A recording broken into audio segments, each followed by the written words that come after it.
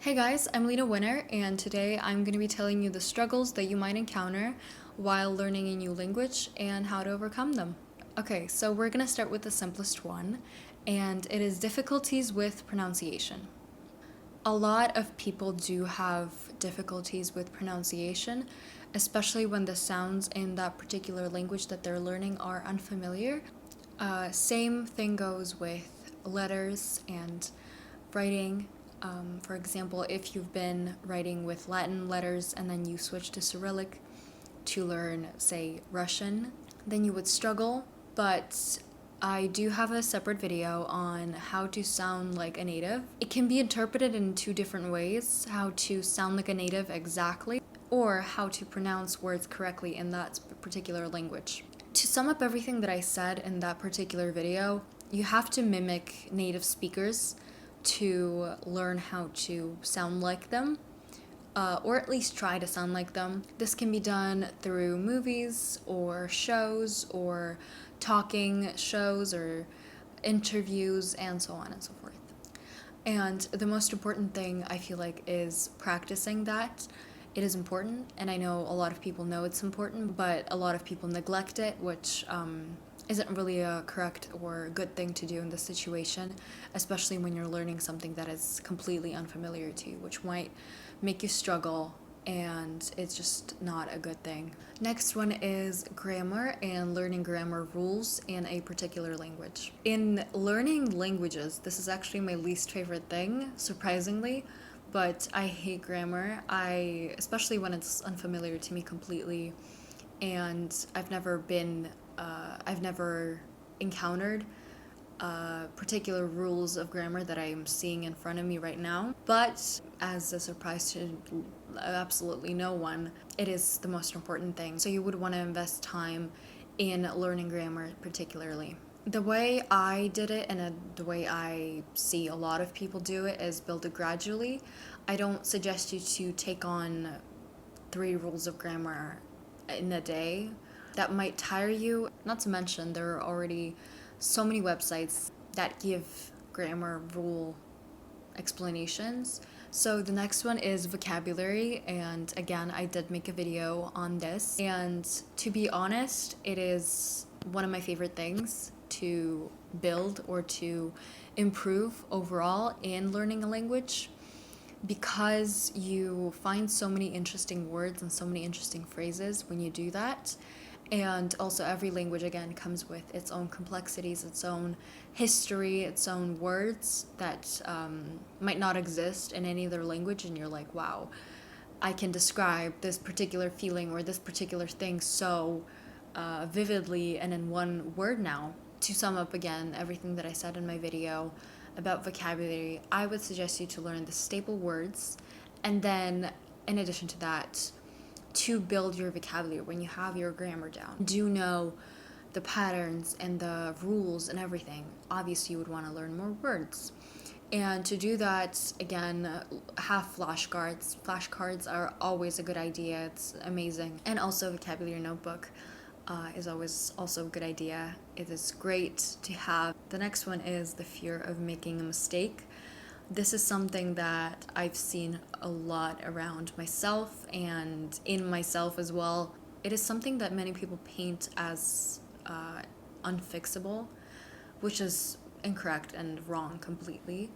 You can fix it. You can fix it as viewing it as a bump in the road rather than a mountain that you crash into.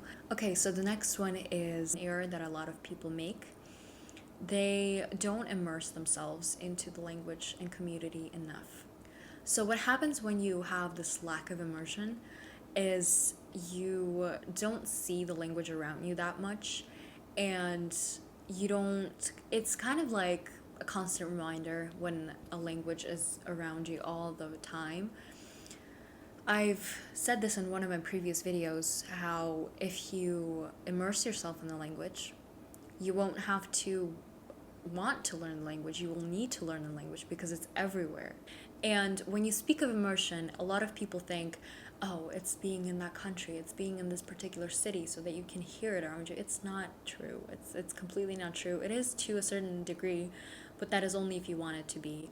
And then if you don't want it, you can do it in your home country. You can do it while everything around you is in your native language. But then you have to create your own little world of that language you're learning. So it would be websites. I would look for, like, if I was cooking something, I wouldn't look for a recipe in English, I would look for a recipe in French, and then I would know what an eggplant or like tomato is in French, right? So because of that, I now know these words. And then again, a lot of people like social media, a lot of people use social media, so seeing sources and other stuff from social media in a particular language that you're learning would be really important. So if I went on Instagram, I wouldn't follow like English or American influencers. I would follow like German influencers. So I was learning German. So that's how it works. You just have to immerse yourself and see it everywhere again.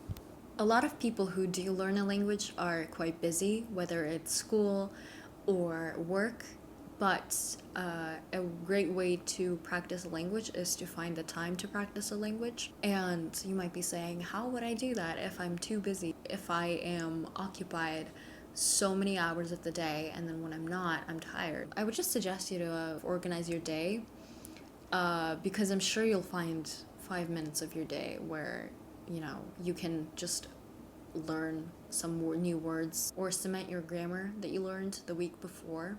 Just organize your time, manage your time in a way that would leave at least 5 to 10 minutes. It doesn't matter that it's not 30 minutes. It doesn't matter that it's on an hour. Even a couple of minutes at a time can make a change. Okay, so the next one is finding motivation. There are a lot of ways to motivate yourself to keep going, and it doesn't necessarily have to be those motivation YouTube videos that you see all the time. They might be something like an achievement.